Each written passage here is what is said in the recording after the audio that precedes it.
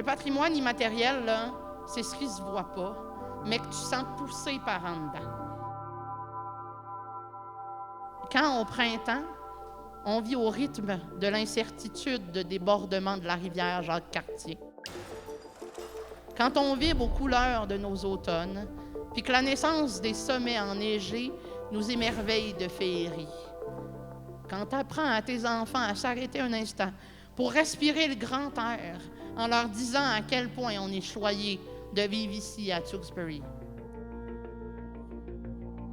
Puis le paysage, ben, il était là avant nous autres.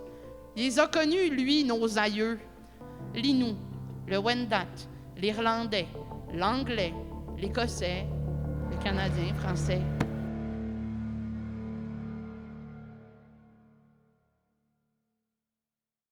Ces peuples qui ont enfanté nos familles souches.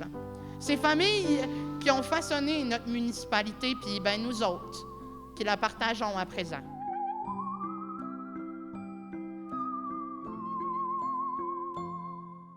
Le patrimoine immatériel prend vie dans le ressenti. Parce qu'un patrimoine, une histoire, une identité, ça se passe pas tellement par des livres puis par des grands mots. Ben, en fait, oui, là, ça se passe, mais c'est écrit entre les lignes de notre histoire. Dans partie invisible de nos vies, là, celle qu'on écrit par en dedans.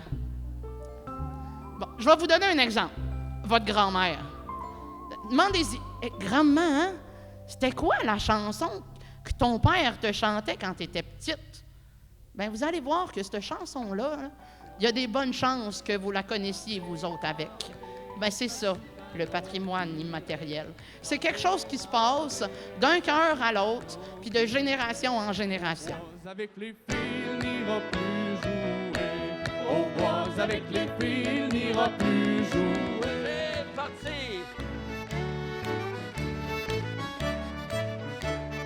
Premier couple, revenez!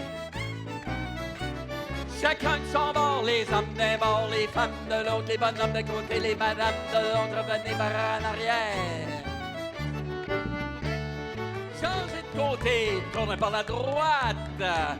Changez de bord, revenez chacun chez vous.